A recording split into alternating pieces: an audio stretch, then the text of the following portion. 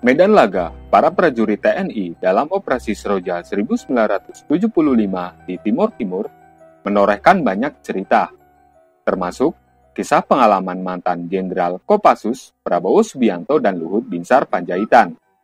Tanpa banyak pembukaan, langsung saja admin ke kisah-kisahnya.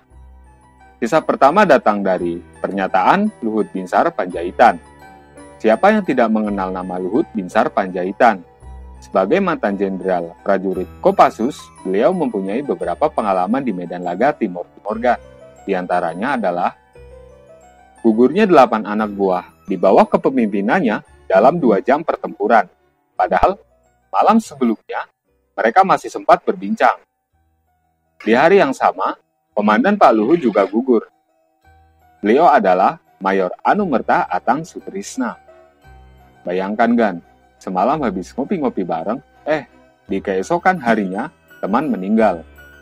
Apalagi kondisi tersebut masih dalam pertempuran, pastinya dibutuhkan mental yang kuat.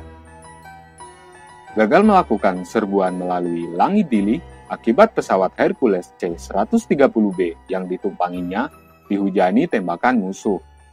Padahal Pak Luhut sudah siap di depan pintu pesawat untuk melakukan penerjunan.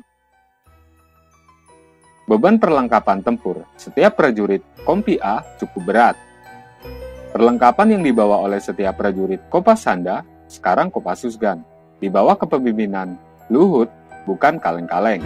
Mereka membawa senapan otomatis AK-47, 750 butir peluru kaliber 7,62 mm, 3 magazin lengkung, 2 granat, bekal makan untuk beberapa hari, baju loreng, kaos, sepatu lapangan, dan topi rimba. Belum lagi, setiap regu harus membawa senapan mesin RPD, peluncur roket RPG-2, 60 peluru roket 90 mm, penyembur api lengkap dengan 5 mortir dan 18 peluru. Belum termasuk sempak-sempaknya Gan. Dalam kondisi itu, mereka juga harus tetap waspada jika dihujani peluru musuh dan pastinya medan tempur yang dilintasi juga terjal. Masih minat Gan jadi prajurit Kopassus? Selama 5 bulan operasi di Timur Timur, Kompi A yang dipimpin Pak Luhut kehilangan 30 prajurit dan hanya menyisakan 80 prajurit yang selamat. Kisah kedua datang dari mantan Jenderal Kopassus Bintang 3 Prabowo Subianto. Setelah menyelesaikan pendidikan militernya, beliau ditugaskan dalam operasi Seroja di Timur Timur sebagai perwira muda. Prabowo masih ingat percakapannya dengan atasannya di tahun 1978. Saat itu, dia ditanya oleh atasannya, Letkol Wismoyo, kira-kira begini Gan percakapannya. Prabowo, kamu sudah siap berangkat operasi? Tanya Letkol Wismoyo. Siap, Komandan, saya sudah siap, jawab Prabowo muda. Siap apanya? Tanya Letkol Wismoyo. Senjata siap, peluru siap, perlengkapan siap, granat siap, peluru roket launcher siap, logistik siap, makanan siap, obat-obatan siap, jawab Prabowo muda. Bukan itu yang saya maksud, kata Letkol Wismoyo dengan suara tegas.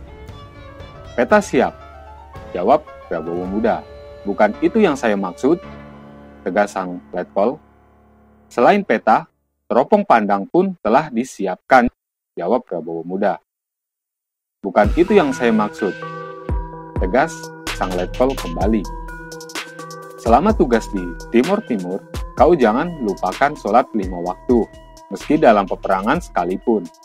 Kau akan memimpin 100 nyawa di bawah komandomu. Keluarga mereka mempercayakan 100 nyawa di pundakmu. Seorang pemimpin harus dekat dengan Tuhan. Begitu jawaban sang Letkol Wismoyo kepada Prabowo. Bahasa tongkrongannya ya, kau sebagai prajurit komando harus siap mati di medan laga demi bangsa dan negara. Gugurnya sang komandan tempur di pangkuan Prabowo. Saat kejadian naas tersebut, Prabowo muda tergabung dalam pasukan Nanggala 10 sebagai perwira intelijen.